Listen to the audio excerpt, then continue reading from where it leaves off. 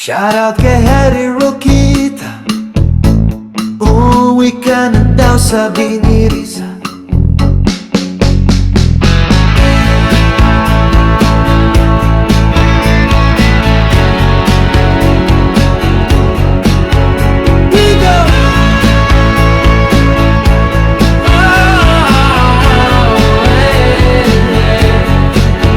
Si Roquita ay isang matalinong abogado, ngunit ngayon ay isa ng malasado. Sobrang laki talaga ng ulo, pero tila misto lang isang bobo. O Roquita, panay ang iyong dakdak, puro naman hangin laman ng iyong utak. Bunganga mo'y walang tigil sa kakaputak, pero lahat naman ay puro palpak. Parang may script pero laging sablay, kahit di tinatanong, sagot ay pasaway. Madaldal pero walang paninindigan, boses malakas pero utak alanganin. Kung saan ang hangin, doon siya lilikot, taga-depensa ng mali, puro pasikot-sikot.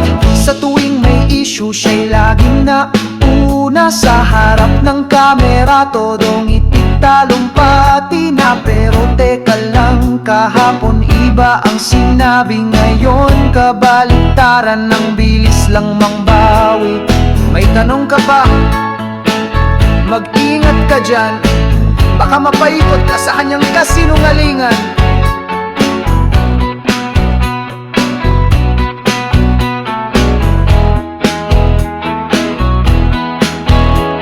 Ang sabi abogado ng masa, pero panig sa makapangyarihan ng drama. Binabaluktot ang batas para lang masabing tama, kahit halata na pilit pa rin pinapaganda. Parang may script pero laging sablay, kahit di tinatanong, sagot ay pasaway. Madaldal pero walang paninindigan, laging may paliwanag kahit walang katuturan. Kung saan may kamera, nandoon agad siya. Di na news, showbiz na pala. Sabi ni Roquita Marcos Jr., di ka mamahalin ng taong bayan. Sabi ko naman, are you sure about that? Saan nga ba siya nung